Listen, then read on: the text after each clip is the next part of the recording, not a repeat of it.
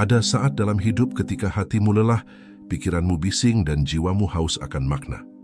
Tapi begitu kau mulai menepi, membersihkan hati dan mengenal Tuhan melalui cinta dan kebaikan, kau akan merasakan sesuatu yang luar biasa, ketenangan yang tak bisa dijelaskan dengan kata-kata.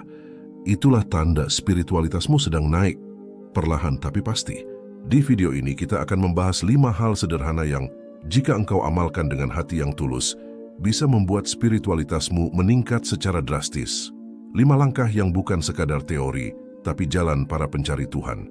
Bagaimana mereka menenangkan diri dalam keheningan, membersihkan hati dari debu dunia, menyelami makna Al-Quran, berzikir dengan cinta, dan mengabdi kepada sesama karena Allah semata. Maka, tenangkan dirimu sejenak, tarik napas perlahan, dan biarkan hatimu membuka diri pada cahaya yang akan kita bicarakan bersama. Mari kita mulai perjalanan ini.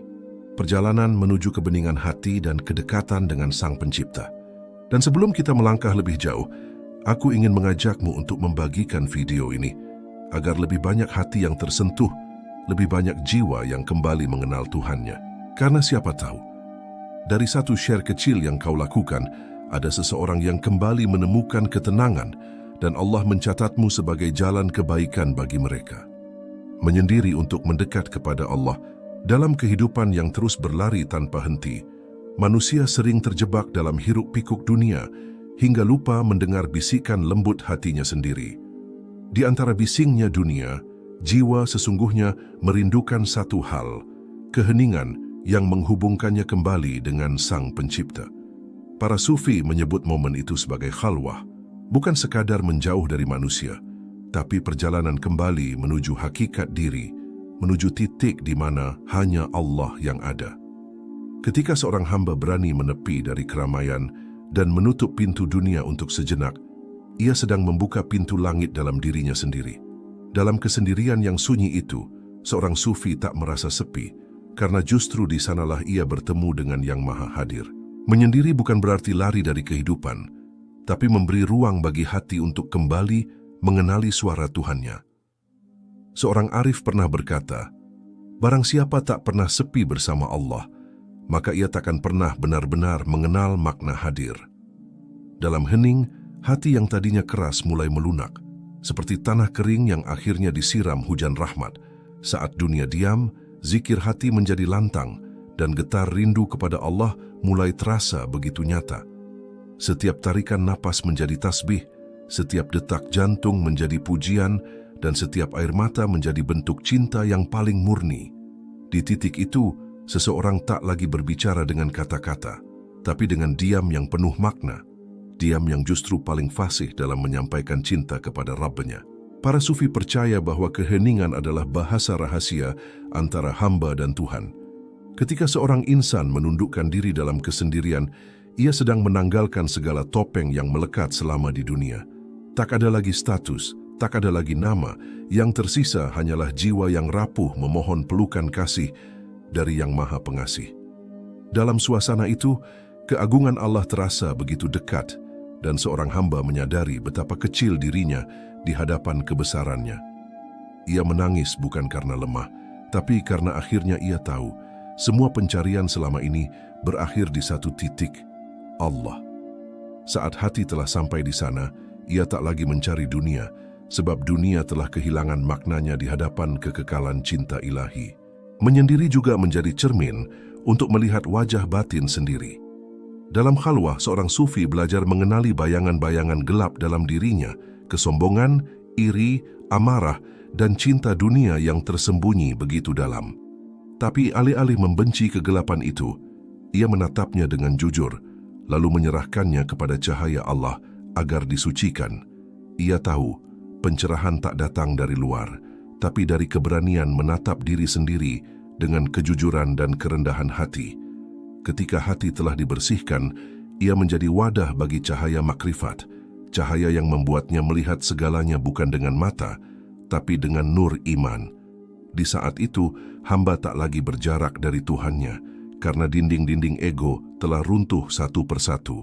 Dan di puncak khalwah, seseorang akan merasakan hal yang tak bisa dijelaskan dengan kata-kata, rasa damai yang melampaui logika, rasa ketenangan yang tak bisa dijelaskan dengan kata-kata, rasa cinta yang tak butuh balasan, dan rasa kehadiran yang begitu nyata.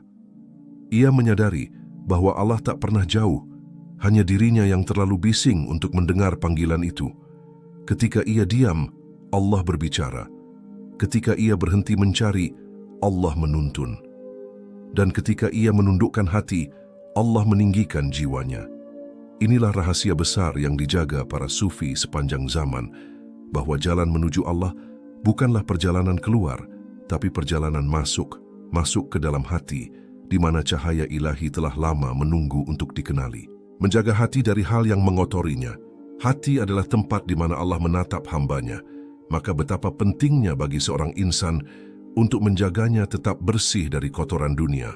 Para sufi berkata, hati itu ibarat cermin. Bila berdebu oleh dosa dan kesombongan, maka cahaya kebenaran tak akan pernah bisa memantul di dalamnya. Setiap pandangan yang melampaui batas, setiap kata yang menyakitkan, dan setiap lintasan niat yang tidak tulus adalah noktah kecil yang menodai permukaannya. Namun, Allah yang Maha Lembut selalu memberi kesempatan untuk membersihkannya, agar hati kembali jernih seperti air yang mengalir di lembah ketundukan. Menjaga hati bukanlah perkara mudah, sebab ia selalu berperang di antara cahaya dan kegelapan. Kadang cinta dunia datang dalam bentuk yang halus, pujian yang membuat kita bangga, kekayaan yang membuat kita lalai, atau perhatian manusia yang membuat kita lupa kepada sang pemberi perhatian sejati.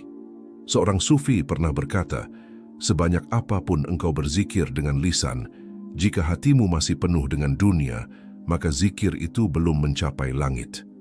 Maka menjaga hati adalah latihan terus-menerus untuk memadamkan api ego dan menyalakan lentera kesadaran ilahi. Hati yang kotor tak mampu merasakan manisnya ibadah, sebagaimana lidah yang sakit tak mampu merasakan manisnya madu. Ia akan beribadah karena kebiasaan, bukan karena kerinduan. Ia akan berdoa dengan kata-kata, bukan dengan jiwa. Maka Allah menguji hati manusia agar mereka belajar membersihkannya. Karena setiap kesedihan, kehilangan, dan kekecewaan sejatinya adalah sapuan tangan Allah untuk menghapus debu yang menempel di hati. Ketika kita bersabar dan ridha, Allah menurunkan hujan rahmat yang menenangkan, membuat hati kembali lembut dan subur dengan rasa syukur. Para sufi mengajarkan bahwa setiap kali hati tergelincir oleh nafsu, segera basuhlah ia dengan taubat. Karena taubat bukan sekadar menyesal, tapi kembali kepada Allah dengan seluruh rasa malu dan cinta. Hati yang sering bertaubat akan tetap hidup, sebab ia selalu terjaga dari kebekuan dosa. Ia sadar bahwa Allah tidak menuntut kesempurnaan, tetapi kejujuran dalam memperbaiki diri. Setiap tangisan penyesalan di malam hari adalah parfum rohani yang membuat hati harum di hadapan malaikat.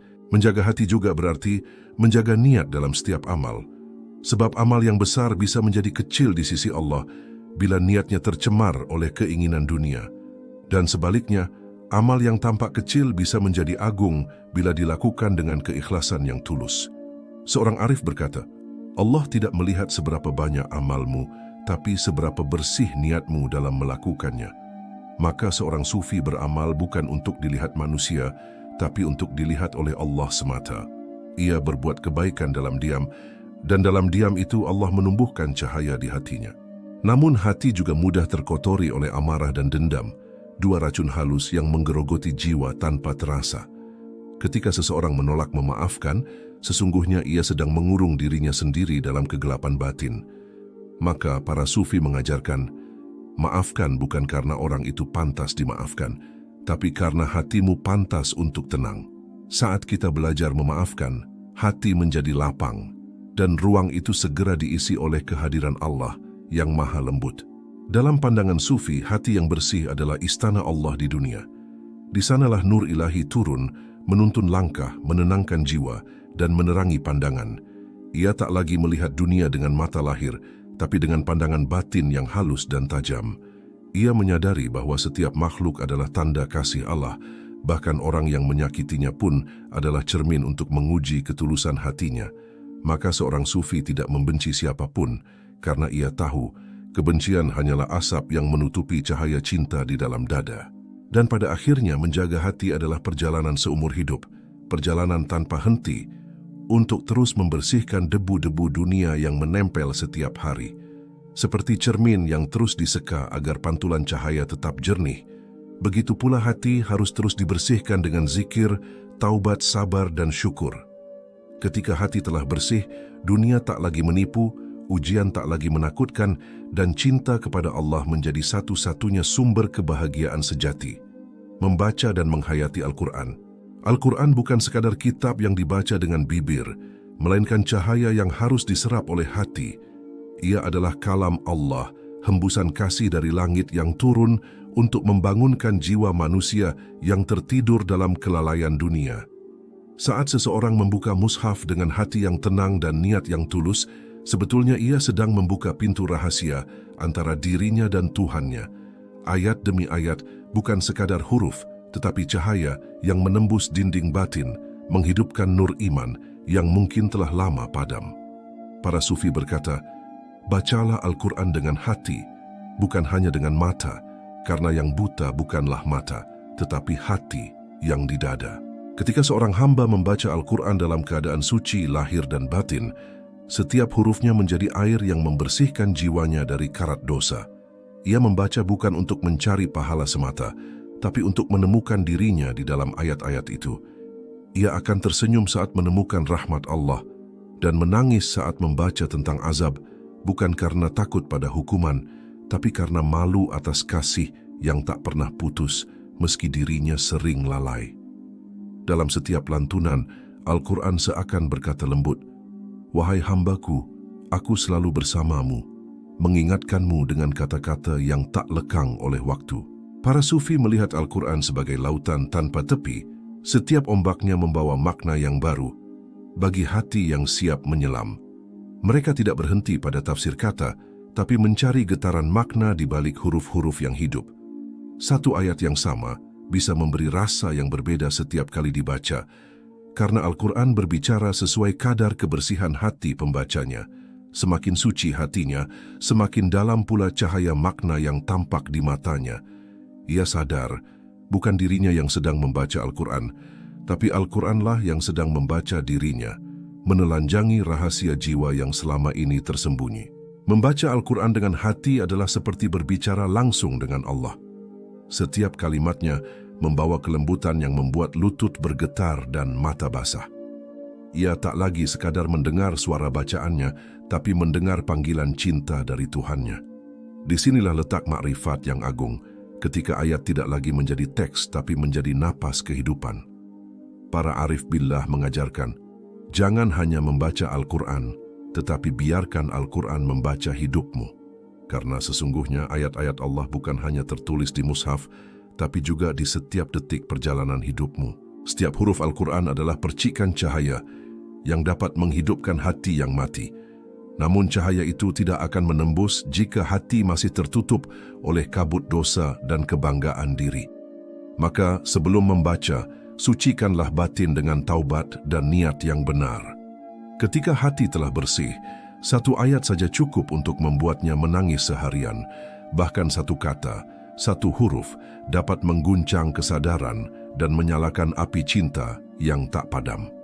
Seorang sufi berkata, jika engkau membaca Al-Quran tanpa rasa, berarti engkau belum mendengar siapa yang sedang berbicara. Al-Quran juga menjadi cermin bagi perjalanan ruhani seorang hamba. Ada saatnya ayat terasa tajam, menegur dengan keras, seolah memecah batu di dada. Tapi setelah itu datang ayat lembut, menenangkan dan memeluk, seolah Allah berkata, "Aku tahu engkau lemah, tapi aku tak pernah pergi." Dalam keseimbangan antara takut dan harap, antara azab dan rahmat, seorang hamba tumbuh menjadi jiwa yang matang, tunduk tapi tidak putus asa, berharap tapi tidak lalai.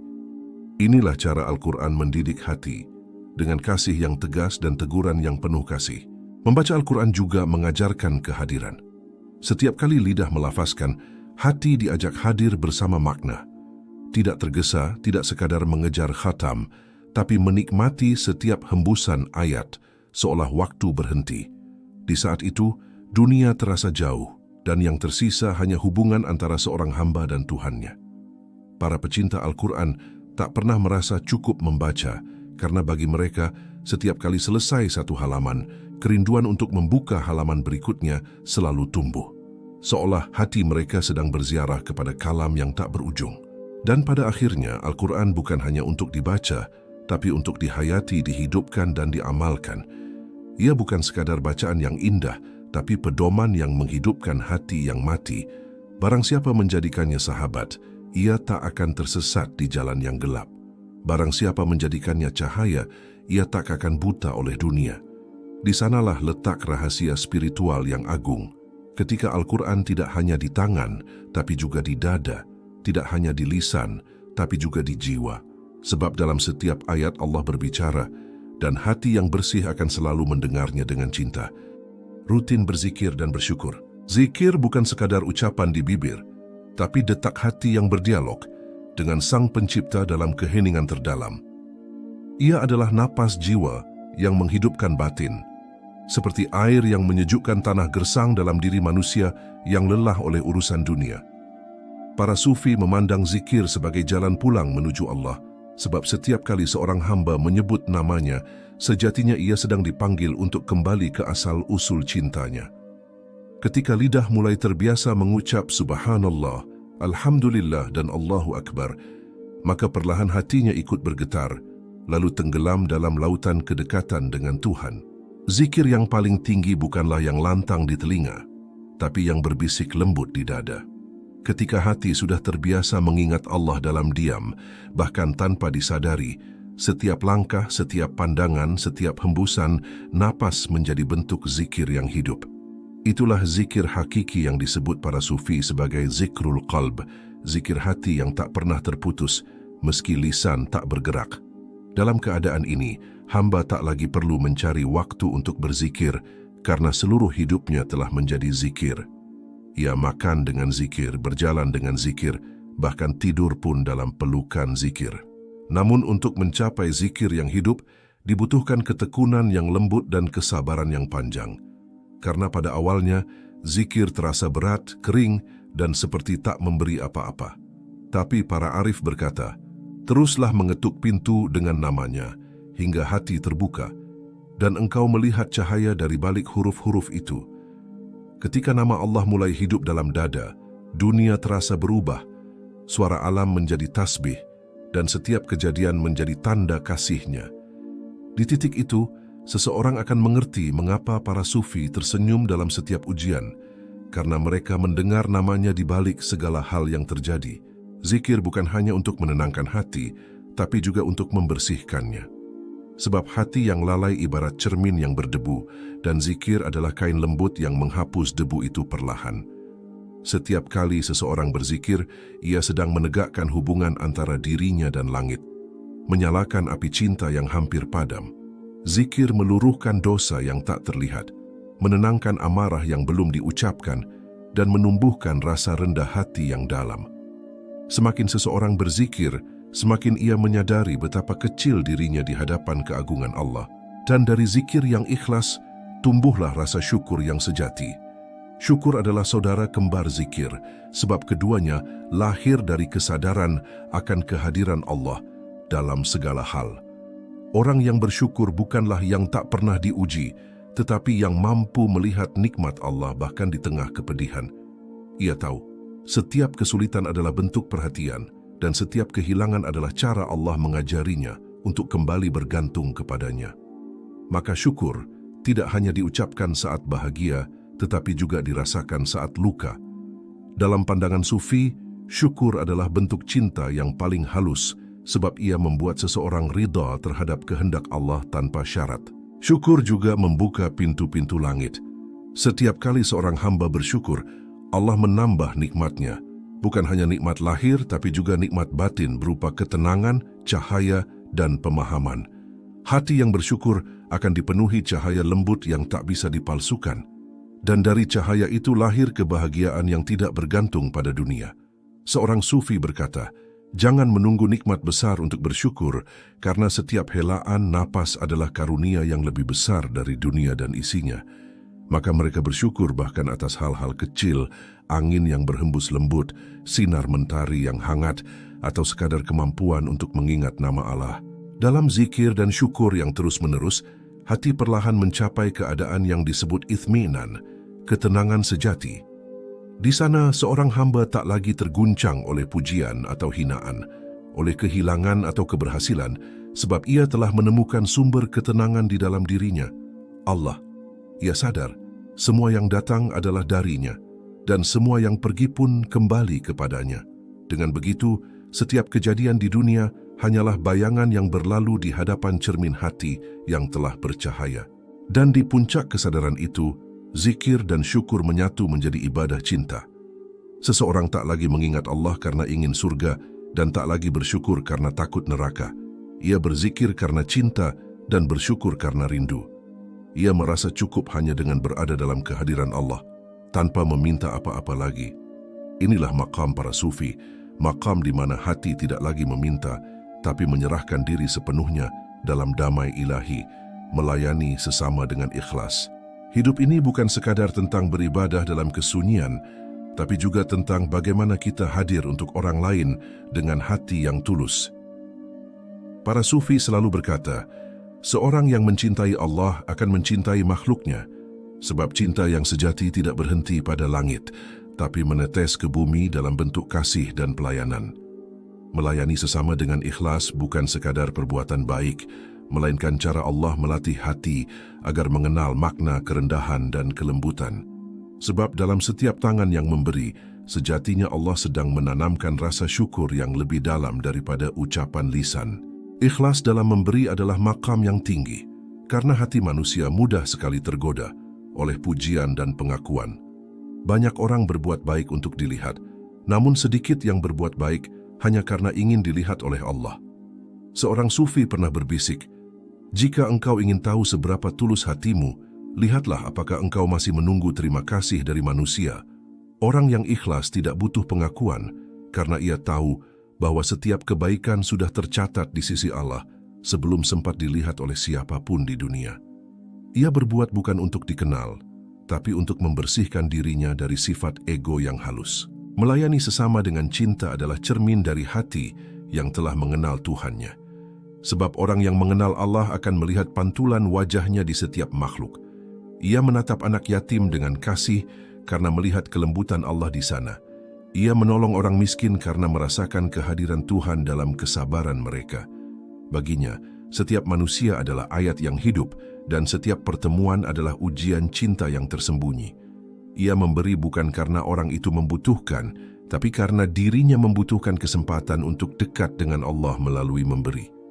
Dalam pandangan sufi, setiap amal kebaikan adalah ladang rahasia untuk menanam benih cahaya.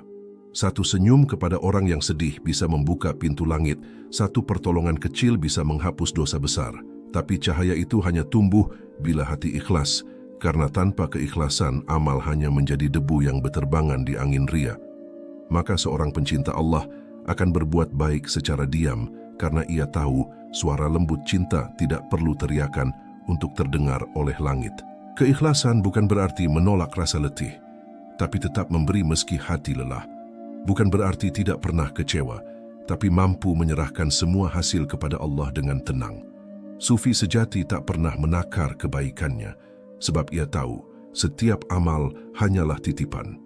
Ia tidak merasa berjasa karena ia paham yang memberi kekuatan untuk berbuat pun adalah Allah. Ia menolong dengan tangan, tapi hatinya berkata, "Ya Allah, Engkaulah yang sebenarnya menolong melalui diriku." Dalam kesadaran ini, keikhlasan menjadi sumber ketenangan yang abadi. Melayani sesama juga menjadi jalan penyucian diri, karena disitulah ego diuji dan diruntuhkan. Ketika seseorang membantu orang lain, ia belajar untuk menundukkan kesombongan yang sering bersembunyi dalam niat baik. Ia mulai memahami bahwa tidak ada perbedaan antara memberi dan menerima, sebab keduanya hanyalah dua sisi dari rahmat yang sama. Saat engkau menolong orang lain, sebenarnya Allah sedang menolongmu untuk keluar dari keangkuhan diri. Dan ketika engkau membuat seseorang tersenyum, sesungguhnya Allah sedang menanamkan cahaya kebahagiaan di hatimu sendiri. Para sufi juga mengingatkan, janganlah menunda kebaikan karena kesempatan untuk melayani adalah undangan dari Allah yang belum tentu datang dua kali. Jika ada orang yang datang meminta pertolongan, anggaplah itu bukan beban, tapi kehormatan, sebab Allah telah memilihmu menjadi perantara bagi rahmat-Nya turun ke bumi. Dan bila engkau menolak, maka Allah akan memberi kesempatan itu kepada hamba lain, sementara engkau kehilangan satu peluang untuk merasakan manisnya memberi. Keikhlasan juga membuat hati lembut dalam menghadapi manusia yang sulit. Ia tidak membalas keburukan dengan kebencian, tapi dengan doa dan kesabaran. Karena ia tahu, keburukan hanya akan padam dengan kasih, dan hati yang memahami tak akan mudah membenci. Dalam pandangan sufi, setiap orang yang menyakiti kita hanyalah cermin untuk menguji seberapa tulus cinta kita kepada Allah. Jika kita mampu tetap mendoakan mereka, berarti cinta itu sudah mulai murni. Dan pada akhirnya, melayani sesama dengan ikhlas adalah bentuk zikir yang bergerak, ibadah yang hidup di antara manusia. Seseorang yang telah mencapai derajat ini tidak lagi memisahkan antara dunia dan akhirat, antara bekerja dan beribadah. Ia tahu, setiap langkahnya di dunia adalah bagian dari pengabdian kepada Tuhan. Ia bekerja dengan niat yang suci, membantu dengan hati yang tulus, dan tersenyum dengan cinta yang bersumber dari rahmat Allah. Ketika semua amal telah menjadi ibadah dan semua pertemuan menjadi kesempatan untuk menebar kasih, maka hidupnya tak lagi diukur oleh banyaknya waktu, tapi oleh dalamnya makna. Ia tak menunggu balasan dari manusia, sebab balasan sejati telah ia rasakan dalam ketenangan batin yang sulit dijelaskan. Itulah kedamaian yang dirasakan oleh para sufi, damai karena mereka telah menemukan Tuhan di dalam diri mereka, melalui cinta yang diberikan kepada sesama makhluknya. Pada akhirnya, seluruh perjalanan spiritual ini, dari menyendiri dalam khalwah, menjaga hati, membaca Al-Quran dengan jiwa, berzikir dan bersyukur, hingga melayani sesama dengan ikhlas, bukanlah 5 langkah yang terpisah, tetapi satu jalan yang sama, jalan pulang menuju Allah. Khalwah mengajarkan kita untuk menutup pintu dunia agar dapat mendengar bisikan langit. Menjaga hati mengajarkan kita untuk membersihkan cermin batin agar cahaya ilahi dapat memantul di dalamnya. Membaca Al-Quran mengajarkan kita untuk berbicara dengan Tuhan melalui kata-kata yang turun dari kasih-Nya. Zikir dan syukur mengajarkan kita untuk hidup dalam kesadaran bahwa setiap napas adalah pujian dan setiap hembusan adalah nikmat. Dan melayani sesama mengajarkan kita bahwa cinta kepada Allah tidak sempurna tanpa kasih kepada makhluknya. Dalam semua itu, kita belajar bahwa spiritualitas bukan tentang tinggi atau rendahnya makam, bukan pula tentang seberapa banyak ibadah yang tampak oleh mata. Spiritualitas adalah tentang seberapa dalam kita menghadirkan Allah dalam setiap detik kehidupan. Tentang bagaimana hati tetap tenang ketika diuji, lembut ketika disakiti, dan penuh cinta meski dunia kadang terasa kejam. Para sufi berkata, jalan menuju Allah tidak sejauh langkah kaki, tapi sedekat gerak hati yang mengingatnya. Maka jangan kaget bila setelah melakukan hal-hal sederhana ini, spiritualitasmu tiba-tiba naik secara drastis. Bukan karena kau berubah menjadi orang suci, tapi karena hatimu mulai mengenal arah pulang. Kau mulai merasakan bahwa di balik segala hiruk-pikuk dunia, ada keheningan yang memanggil dengan lembut. Panggilan dari Tuhanmu yang selalu dekat, bahkan ketika kau menjauh. Dan bila suatu hari hidup terasa berat, ingatlah, cukup kembali kepada Allah dengan hati yang jujur. Duduklah dalam diam, sebut namanya perlahan, dan biarkan air matamu menjadi doa tanpa kata. Karena Allah tidak jauh, Dia hanya menunggu saat hatimu siap untuk benar-benar kembali. Semoga kita semua menjadi hamba yang senantiasa mengingat-Nya, mencintai makhluk-Nya, dan hidup dengan hati yang selalu dipenuhi cahaya. Karena pada akhirnya, seluruh perjalanan ini bukan tentang menjadi lebih tinggi dari manusia lain, tapi tentang menjadi lebih dekat kepada Allah.